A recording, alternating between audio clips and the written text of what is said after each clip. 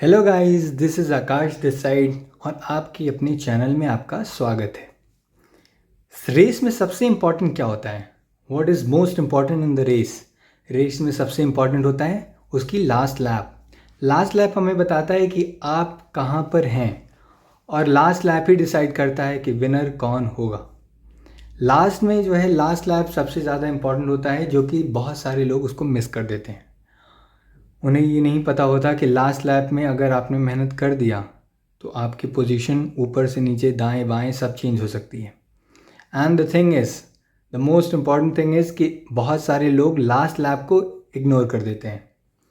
शुरुआत में बहुत मेहनत करेंगे, बीच में बहुत मेहनत करेंगे, बट आखिरी आते आते या तो उनका कॉन्फिडेंस लो हो जाता है या फिर वो ओवर कॉन्फिडेंस हो जाते हैं।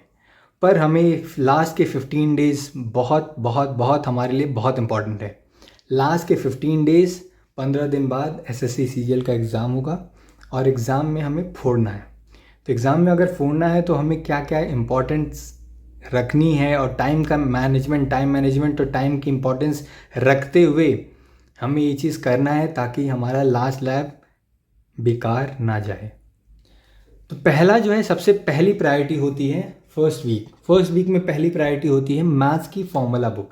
अब मैथ्स की बहुत सारे लोग सोचेंगे कि मैथ्स क्या है, प्रैक्टिस करने वाली चीज़ है, ये फॉर्मूला बुक का क्या करेंगे या फॉर्मूला बुक से फॉर्मूला याद करेंगे। जी, लास्ट में फॉर्मूला याद करेंगे।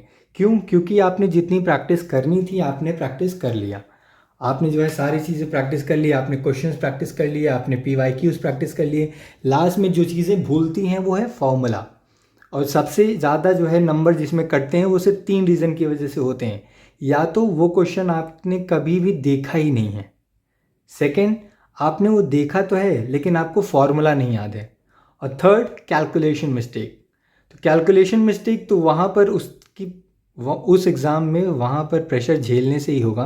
वहाँ का प्रेशर, वहाँ का एनवायरनमेंट आप फेस करेंगे तभी जो है आप उसको डील कर पाएंगे। और जो आपने क्वेश्चन नहीं किया अभी तक वो आप कर भी नहीं पाएंगे क्योंकि कोर्स बहुत ज़्यादा है और टाइम हमारे पास सिर्फ और सिर्फ 15 दिन।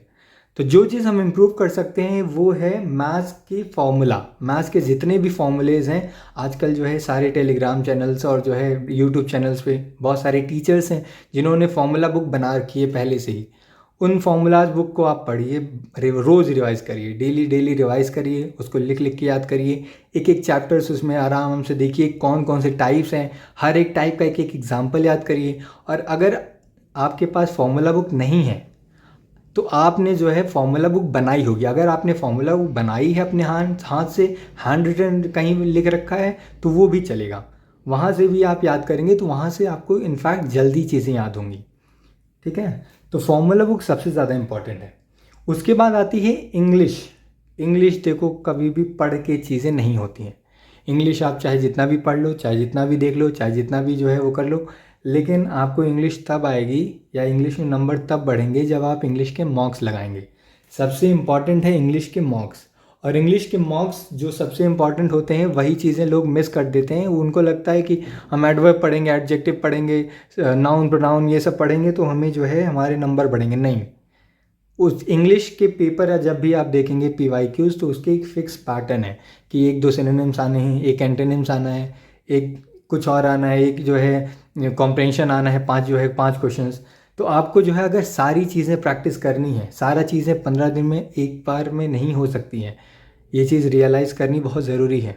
तो वो चीज़ होंगी कैसे? वो चीज़ प्रैक्टिस होंगी, प्रैक्टिस करने से। मॉक अगर आपने प्रैक्टिस किया, मॉक अगर डेली आप प्रैक्टिस कर रहे हैं तो आप अभी देख रहे होंगे आपकी इंग्लिश बहुत तेज़ी से इम्प्रूव हो रही होगी। इंग्लिश में आपके नंबर्स इम्प्रूव हो रहे होंगे। और इंग्लिश का जो डर है, इंग्लिश का जो डर है वो आपकी जो है आपके अंदर अभी तक ख़त्म हो जाना चाहिए, या अगर नहीं ख़त्म हुआ है तो ख़त्म हो जाएगा। इंग्लिश में क्या आएगा, इंग्लिश में बहुत कठिन है, इंग्लिश ये है वो है, बट सबसे इम्पॉर्टेंट है मॉक। अगर आपको इंग्लिश के मॉक लगाने हैं, मॉक पहले PYQs आप लगाइए, PYQ आप उठाइए और उसको डेली लगाइए, डेली ढेर सारे लगाइए। एक जो है ज़्यादा टाइम नहीं लगेगा आपको, मुश्किल से 20 मिनट 25 मिनट लगेगा। 25 क्वेश्चन 25 मिनट जो है फिर भी मैं बहुत ज़्यादा बोल रहा हूँ, आपको और कम करना है। आपको 10-15 मिनट में ही, 10-12 मिनट में ही जो है पूरे पूरे इंग्लिश का पेपर सॉल्व करना है, क्योंकि सिर्फ 25 क्वेश्चन है। और मोस्टली जो है जो चीज़ें आप करेंगे वो चीज़ें याद रहेंगी लास्ट में, लास्ट में जो भी चीज़ें करेंगे वो अच्छे से याद रहेंगी। इस वजह से ये इंपॉर्टेंट है कि आप इंग्लिश के मॉक्स करें। तीसरा तीसरा रीजनिंग। रीजनिंग बहुत स्कोरिंग है, लेकिन बहुत सारे बच्चे इसको छोड़ देते हैं।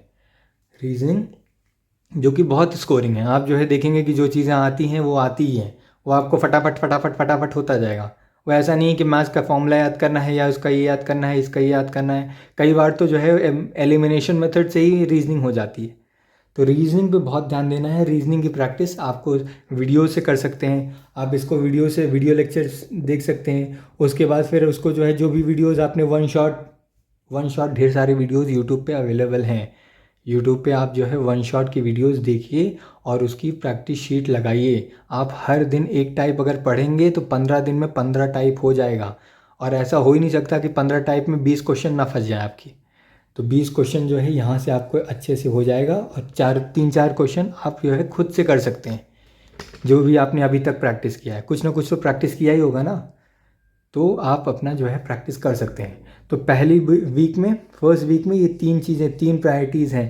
पहला मैथ्स, जिसके फॉर्मूलेज हमें याद करने हैं और डेली याद करने हैं और ढेर सारे याद करने हैं, जब तक हमें एक एक फॉर्मूला याद ना हो जाए। और उसके बाद फिर इंग्लिश याद करना है और रीजनिंग याद करनी है। फॉर्मूलेज याद करने का सबसे अच्छा तरीका होता है कि एक पेपर लीजिए और पेपर में फिर लिखिए बस। बिना देखे आप जो है जितने भी फॉर्मूलेज आपको उस चैप्टर्स के याद हैं, सारा का सारा आप एक पेपर पे उसी में लिख लीजिए।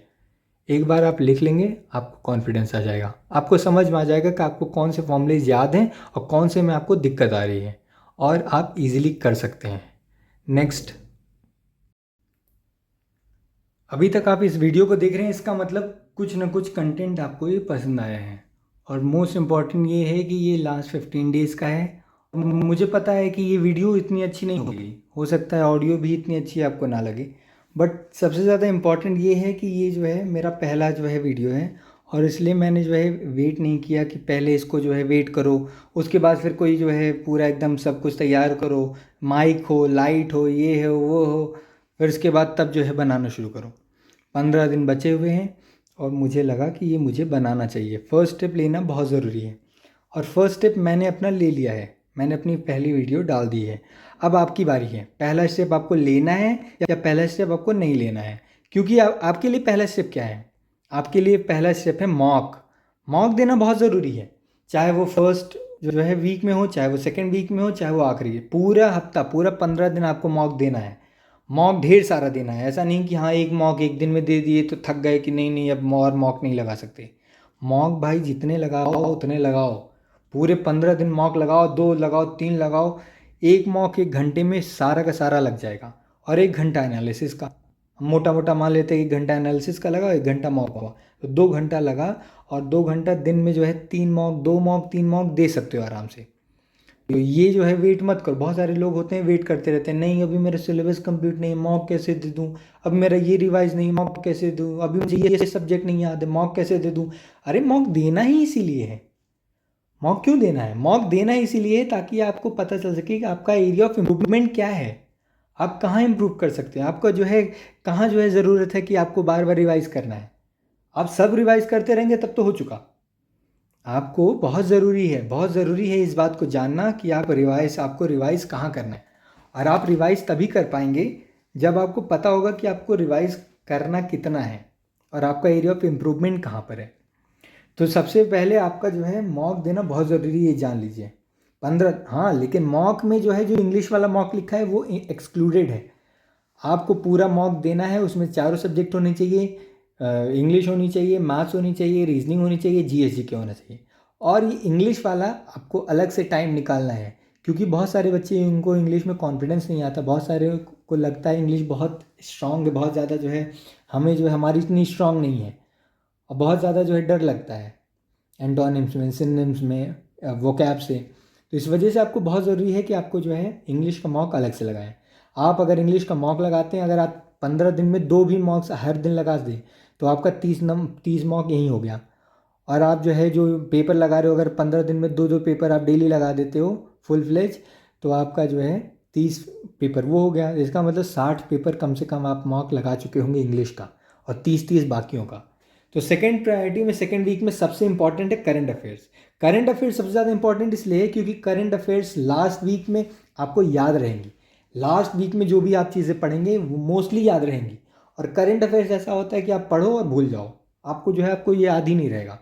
तो इसलिए बहुत ज़रूरी है करंट अफेयर्स को जो है लास्ट वीक में पढ़ना। और करंट अफेयर्स अगर नहीं याद हो, करंट अफेयर्स अगर आपको दिक्कत कर रहा है करंट अफेयर्स याद होने में, तो सबसे ज़्यादा इंपॉर्टेंट है कि उसको जो है याद किया जाए अच्छे से। बस आपको रीड करना है। याद अगर नहीं हो रहा, आपको बहुत परेशानी हो रही, तो आप रीड मारो जो है मंथली बेसिस पे। बहुत सारे टेलीग्राम चैनल हैं जिसमें अवेलेबल रहते हैं, जिसमें बताता है कि कहाँ से जो है आप रीड कर सकते हो, कितनी चीज़ें पढ़नी है, कितनी चीज़ें नहीं पढ़नी है ना। तो जो है वो बहुत ही इफ़ेक्टिव होता है। आप उठाओ और रीड करो। रीड इसलिए कह रहा हूँ क्योंकि आप जो है सब कुछ याद नहीं कर सकते हो, ये एक फ़न फैक्ट है। ये एक फैक्ट भी है और फ़न भी है। फ़न है बाकी टीचर्स के लिए जो है ये जो है आपको वो करते रहते हैं कि हाँ, ताकि ये पूछा ही से ले जा रहा है कि ताकि आपके नंबर कट जाएँ। और मेन चीज़ आपको ध्यान रखनी है कि मेंस में जो है आपको पहुंचना है तो प्री आपका क्वालिफाई होना चाहिए। और प्री क्वालिफाइंग है, आपका रैंक डिसाइड नहीं करेगा। आप प्री में अगर क्वालिफाई भी हो जाते हो तब भी आपका जो है उतना ही चांसेस रहेगा मेंस में अच्छे स्कोर करने का जितना जो है एक टॉपर का होता है। तो इस वजह से अगर जो है उन चीज़ों पे प्रायोरिटी देनी है, उन चीज़ों पे फोकस करना है जिसमें ज़्यादा नंबर हम ज़्यादा से ज़्यादा हम जो है कट ऑफ के करीब पहुंच सकें या पार कर सकें। उसके बाद फिर आपका स्टैटिक जीके में भी सेम कहानी है। डांसेस हर साल दो या तीन हमेशा आ रहा है। म्यूजिकल इंस्ट्रूमेंट हर साल आ रहा है। रिवर्स एंड माउंटेन, रिवर्स तो इतना आ रहा है वो हमेशा हर पता नहीं क्या उनको रिवर्स से जो है वो है। इंडियन रिवर से जो है उनकी ट्रिब्यूटरी कहाँ है, उनका प्लेसेस कहाँ है, ओरिजिनेशन कहाँ है, कहाँ गिर रही हैं, बे ऑफ बंगाल में गिर रही हैं कि अरेबियन सी में गिर रही हैं, कितने स्टेट से पास हो रही हैं, कितनी कंट्रीज से पास हो रही हैं, उनकी ट्रिब्यूटरीज कौन सी हैं, नॉर्थ में कौन सी है, साउथ से कौन सी हैं, है ना। तो बहुत ज़रूरी है और लेंदी है, मानता हूँ लेंदी है, पर अगर आपने एक बार पढ़ा होगा पहले और तो आप रिवाइज़ कर लेंगे तो आपको लास्ट वीक में रिवाइज़ करने का आपको दिखना फ़ायदा मिलेगा। उसके बाद इंपॉर्टेंट डेज एंड डेट्स भी आपको सिर्फ पढ़ना है। मेन चीज़ ध्यान देना कि जो है जो पिछले 6 महीने में जो इस साल जो है जो बहुत ही इंपॉर्टेंट डेज एंड डेट्स हैं जो बहुत ही न्यूज़ में रहे हैं उसको याद कर लेना। जैसे मान लो किसी ने पूछ लिया कि अब इंटरनेशनल योगा डे कब होता है, अब ये मत सुनने लगा योगा डे कब होता है। अरे 21 जून को हर साल जो है मोदी जी जो है बैठे रहते हैं योगा करने और बाकी सबको जो है पूरा देश जो है मनाता है, पूरा वर्ल्ड मनाता है। तो बेसिक जानकारी तो आपको होनी चाहिए ना। तो ये सब चीज़ें अगर नहीं है तो आप रीड करो। रीड ही जो है सबसे ज़्यादा इंपॉर्टेंट रीडिंग ही है। उसके बाद बुक्स बहुत ज़्यादा वो होता है, याद होता नहीं है, अजीब अजीब नाम होते हैं लंबे लंबे उनके राइटर, और ये क्या बहुत टेंशन देता है। तो बुक अगर ना याद हो एक बार रीड मारे रहना बस। अगर आता है तो एलिमिनेशन मेथड से कर लेना, अगर नहीं आता है तो लेट इट गो। एक क्वेश्चन दो क्वेश्चन के लिए आप पूरा जो है पूरा का पूरा पेपर एक साइड रख के फिर सिर्फ बुक्स नहीं पढ़ सकते हो। आपके पास इतना टाइम अब नहीं है कि हाँ बुक्स लेके बैठ गए पूरा 15 दिन बुक्स पढ़ रहे हो, कौन कौन किसने यहाँ लिखा है। 25 क्वेश्चन आने हैं, 25 क्वेश्चन में से पॉलिटी के जो है आने हैं, 25 क्वेश्चन में ही जो है उसमें हिस्ट्री के आने हैं, फिजिक्स के आने हैं, केमिस्ट्री के आने हैं, बायो के आने हैं। उसके बाद फिर इसमें जो है जीएसजी के भी आना है, ज्योग्राफी भी आनी है। इतने सारे सब्जेक्ट सिर्फ 25 क्वेश्चन। तो आप सिर्फ उसी टॉपिक्स को पढ़िए, उन्हीं चीज़ों को पढ़िए जो बहुत इंपॉर्टेंट हो, लग रहा हो कि हाँ यही 100% है कि आएगा। उसके बाद स्पोर्ट्स हो गया, स्पोर्ट्स से भी क्वेश्चन हमेशा दिख रहा है। इस बार ओलंपिक्स देख लेना, ओलंपिक्स हुआ है जो है कहाँ हुआ है, फ्रांस में हुआ है, कहाँ है, पेरिस में, आईफिल टावर के पास में। तो ये सब चीज़ें जो है देखे रहना, कौन जीता है, कितना जीता है, कौन से जो है मेडल में हम लोग को गोल्ड मेडल मिला है, नहीं मिला तो किस में नहीं मिला है, सिल्वर मिला है तो सिल्वर किस में मिला है, ब्रॉन्ज किस में मिला है ना। अभी तक जो है जैसे मान लो हॉकी है, कितनी बार चैंपियन रह चुके हैं, कबड्डी में कितनी बार चैंपियन रह चुके हैं, कबड्डी इंक्लूडेड है कि नहीं है। ये सब चीज़ें बहुत ही वो क्वेश्चन है, ऊपर ऊपर की सतही क्वेश्चन है कि हाँ अगर पूछ लिया तो जो है आपको आना ही चाहिए। तो आप एक बार अगर आप गो थ्रू कर लेंगे, रीड किए रहेंगे तो आपके दिमाग में रहेगा वो एस्ट्रोनॉट कौन सा है जो जाने वाला है स्पेस में, कौन सा मिशन है, कौन सा ऑर्बिट है, कौन सा ये है वो है, XYZ जो भी चीज़ें पूछी जाती हैं। तो अगर आप एक बार गो थ्रू किए रहेंगे नॉलेज पॉइंट ऑफ व्यू से भी, तो भी जो है चीज़ें हो जाएंगी। उसके बाद आते हैं लास्ट डे पे। लास्ट डे बहुत इंपॉर्टेंट है। लास्ट डे हमारे लिए बहुत इंपॉर्टेंट होने वाला है। अब लास्ट डे इंपॉर्टेंट क्यों है, क्योंकि इसमें करना है क्योंकि हमें इसको में पढ़ना है, इसमें हमें बहुत सारी चीज़ें करनी है।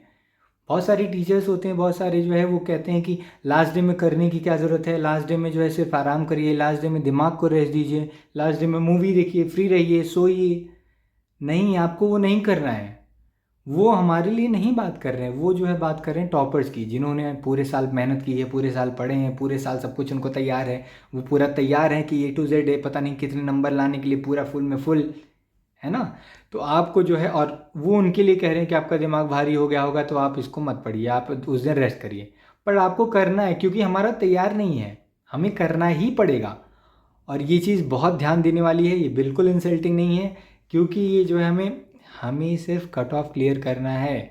कट ऑफ एक बार क्लियर हो गया तो हमारा जो है प्री क्लियर हो जाएगा, और मेंस के लिए 3 महीने मिलेंगे, उसमें हम उसको तैयार कर सकते हैं। बट अभी हमारा फोकस होना चाहिए कि किसी तरह कट ऑफ क्लियर हो सकता है लास्ट दिन आप पढ़ें और जो है उसमें से एक क्वेश्चन 2 क्वेश्चन फंस जाए, या 1-2 नंबर का जो है हो जाए, या जो है कुछ कोई गलतियां रहे, आपने रिवाइज कर ली उसी में से कुछ आ जाए, है ना। तो लास्ट दिन आपको पढ़ना ज़रूर है।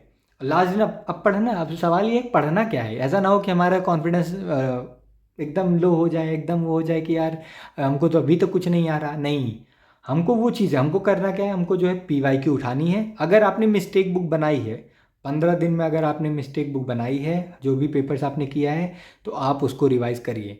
पर क्योंकि अगर आपको ये वीडियो बाद में मिली और आपने जो है आपको टाइम नहीं मिला रिवाइज करने का, आपने बनाने का मिस्टेक बुक, तो आप PYQ उठाइए और उसको रीड करना शुरू करिए। उसको रीड करना शुरू करो और पूरा का पूरा रीड कर डालो, पूरा याद कर डालो। कोई इतना कोई वो नहीं है कि हाँ बहुत बड़ा को जो है प्रैक्टिस करना बहुत ज़रूरी है। रीड कर डालो विद सॉल्यूशन।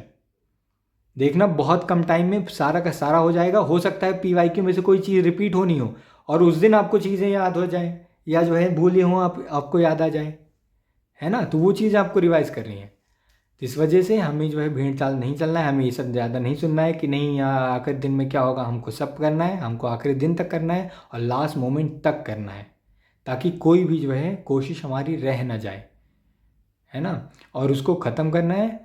और हो सकता है वीडियो की क्वालिटी इतनी अच्छी ना हो सकता है वीडियो में इतना कुछ ना हो सकता है आपको ऑडियो नहीं पसंद आई हो, कि ऑडियो जो है इतना नॉइज़ी है, इतना आवाज़ आ रहा है। पर ये मेरी पहली वीडियो है, इससे अच्छी धीरे धीरे वीडियोस होती जाएंगी।